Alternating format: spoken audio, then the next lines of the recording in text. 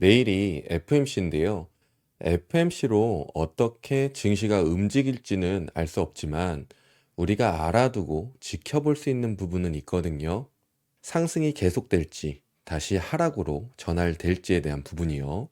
먼저 구독, 좋아요, 감사하다는 댓글은 영상 만드는 데 큰 힘이 됩니다. 먼저 환율 이야기를 해드리려고 합니다. 환율이 하락하는 건 자연스러운 현상입니다. 제가 여러 번 말씀드렸듯이 주가, 원자재, 환율 등 여러 지표는 박스라고 하는 범위 내에서 움직입니다.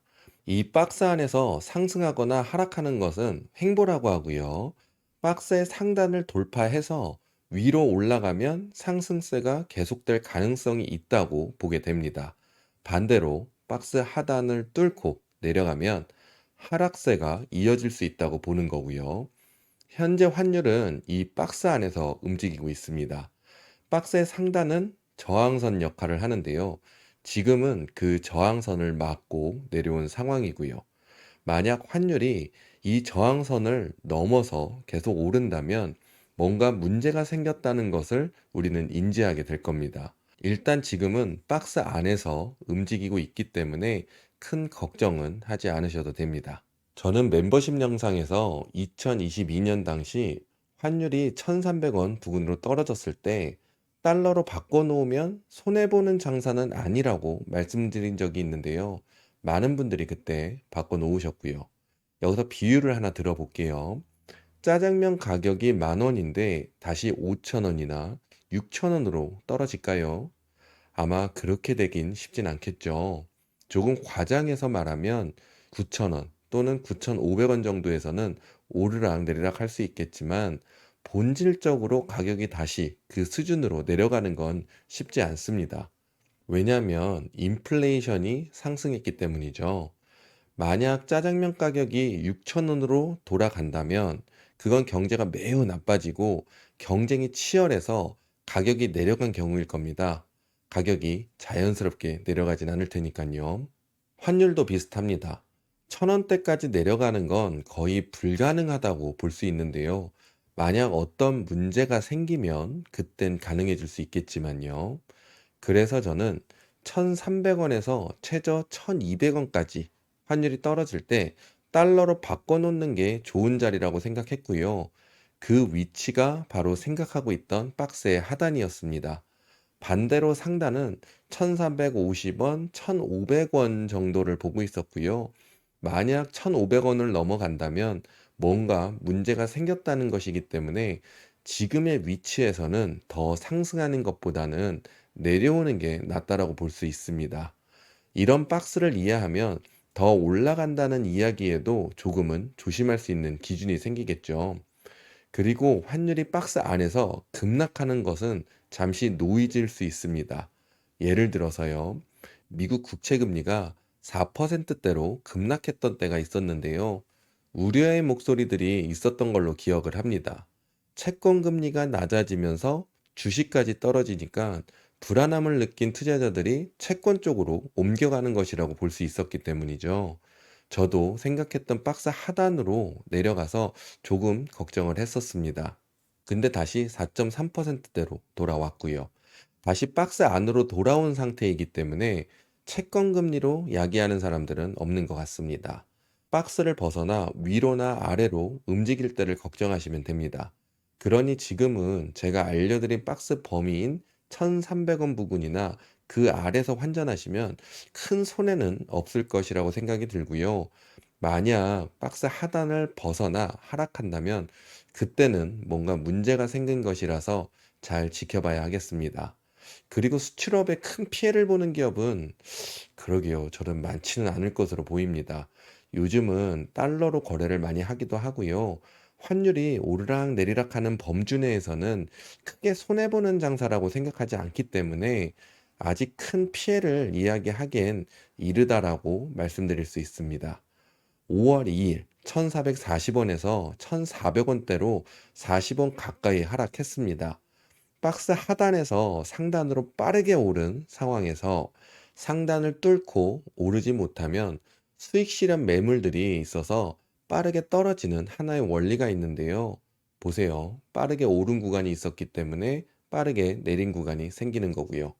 한국에 무슨 문제가 생겼다고 볼 필요 없는 상황이라고 보는 겁니다. 달러는 트럼프가 약달러를 원하기도 하고 요즘은 미국 정세의 불안함으로 떨어진다고 보시면 되겠습니다. 박스 안에서 움직이는 건 당연한 것이기 때문에 작은 움직임에 불안해하실 필요는 없어요. 제가 걱정하는 건 환율은 주식 수익률에도 영향을 미치기 때문에 차액으로 손해를 보시는 분들도 분명히 계실 거라서 그 부분이 걱정이 되긴 합니다. 박스를 잘 이해하시고 기억해 놓으시면 좋겠고요. 오늘은 환율이 왜 움직였는지 말씀드리고 싶었습니다. 내일이 FMC인데요. 사실 우리는 FMC로 증시가 어떻게 움직일지 정확히 알 수 없죠. 만약 증시가 상승하면 많은 사람들이 파월이 비둘기 성향이었다라고 말할 테고요. 어떤 사람들은 파월이 증시를 살렸다라고도 할 수 있겠죠. 하지만 증시가 떨어지면 매파 성향이었다라고 하면서 파월이 비둘기 발언을 95% 했음에도 불구하고 5%의 매파 발언이 결국 증시 하락의 원인이라고 말하는 사람들도 있을 겁니다. 미국 증시는 기관 투자자들이 만들어 갑니다. 기관 투자자들은 이미 미리 준비를 해놓고 시장을 움직이거든요. 증시를 상승시키려고 할 때는 개미를 털기 위해 작업을 해놓거나 하락을 시키려고 할 때는 개미를 모으는 작업을 하기도 합니다. 어디론가 시장을 움직이기 위해 미리 준비를 해놓는 거죠. 우리는 기관들이 생각하는 방향이나 FMC 결과로 시장이 어떻게 될지 우리는 알 수는 없지만요. 우리가 할 수 있는 건 있거든요. 우리가 할 수 있는 걸 하면 됩니다. 오늘은 이렇게만 움직이지 않으면 된다 하는 부분을 말씀드리려고 합니다. 과거적으로 이렇게 움직이면 향후 안 좋은 움직임이 지속된다고 이야기하는 부분들이 있거든요. 우리는 지수로 계속 증시를 추적해 오고 있었습니다. 데드크로스는 나 있고요. 51선 위로 올라가 줘야 한다는 부분과 5,800 위로 올라가야 하는 부분까지 보고 있었습니다. 51선 위로는 상승을 해줬고요. 아직 5,800 위로는 상승하지는 못했고요. 현재까지도 중요한 것은 5,800 위에서 지수가 머물러야 한다는 건데요. 머물러야 다시 골든 크로스로 바뀔 수 있어서 그렇습니다. 머무르는 것은 여러분들이 주가를 종종 확인하시면 이상하게 자주 머무르는 주가와 지수의 자리가 있을 겁니다. 그것을 느끼셔야 하는데요. 자주 확인하는 습관을 들이시면 외워지게 되거든요. 아니면 어디에 적어 놓으셔도 좋고요. 처음엔 어렵지만 주식을 쉽게 할 수 있는 길로 가는 부분이니까요. 주가와 지수를 종종 확인하면서 머무르는 것을 느끼는 공부를 하시면 좋겠습니다. 어려운 주식을 쉽게 하기 위한 방법 중에 하나이기도 하고, 나중에 굳이 차트를 안 보고도 매수 타점을 잡는 데도 도움이 되거든요. 여러분들이 안 할 이유가 없다 생각이 듭니다. 다시 돌아와서 우리가 봐야 하는 첫 번째는 하락할 경우인데요. 이제는 51선 아래로 다시 내려가서 머무르면 안 됩니다. 아래에서 머무르면 201선과 51선의 이격이 더 멀어져서 다시 골든 크로스로 넘어갈 수 있는 시간표가 길어지게 되거든요. 현재 51선은 5,590 부근에 있는데요. 우리가 제일 중요하게 봤던 구간 5,500이 51선 아래에서 머무를 수 있다는 확인을 시켜주는 자리가 될 수 있으니까요. 5,500 부근까지 보시면 좋겠습니다. 두 번째는 횡보하는 경우인데요. 51선과 201선 사이에서 횡보하는 건 아무 의미 없는 움직임입니다. 이건 꼭 알아두세요. 장대 양봉이 나도 의미가 없는 겁니다. 주가는 박스로 움직인다고 말씀드린 것 같이 이 안에서 움직이는 건 그냥 횡보고요. 201선을 끼고 횡보하는 것이 중요합니다. 201선 위로 올라가려는 모습이 나오는 것이라서 횡보를 하려면 201선을 끼고 횡보하는 것이 좋으니까요. 지켜보시면 좋겠습니다. 세 번째는 상승했을 때의 경우인데요. 상승한다고 심지어 장대 양봉이 나온다고 해도요. 올라갔다가 내려오면 아무 의미가 없거든요. 5,800 부근까지 올라갔다가 며칠 안으로 다시 201선 밑으로나 50일선 밑으로 내려올 수가 있거든요. 혹은 장대 음봉으로 하락하는 경우도 있는데요. 200일선 위로 올라섰을 경우에는 장대 음봉이 나와서 200일선과 50일선을 깨는 경우가 있는데 정말 안 좋은 거거든요. 예를 들면 이렇게요. 이 종목은 데드크로스가 난 상황에서 장대 음봉이 나온 건 아니지만 50일선 위로 올라가야 하는 상황이었거든요. 투자자들에게 상승할 것처럼 기대감 넣어주고 장대 음봉으로 쭉 빼는 경우가 있었습니다. 이건 정말 안 좋은 경우니까요. 기억해 놓고 보시면 되겠습니다. 메타 매수하신 분 계신가요?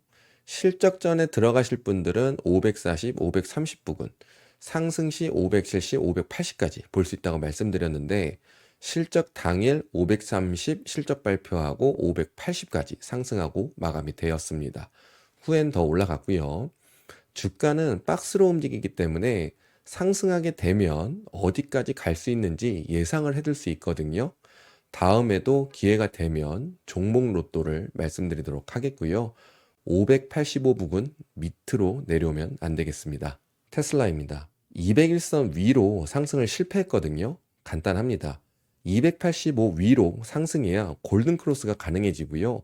260, 51선 밑으로 하락하지 않아야 합니다.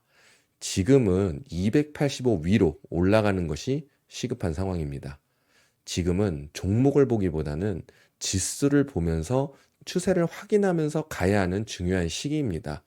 증시는 꿈을 먹고 자라는 건데 지금 전체적으로 어수선하기 때문에 자라나기가 어려운 상황이거든요. 그래서 지수의 추세 변화가 중요한데요. 지수의 추세가 변화한다는 것은 투자자들의 심리에도 긍정적 변화가 생겼다는 것으로 볼 수 있기 때문에 다시 증시는 꿈을 먹고 자라나게 됩니다.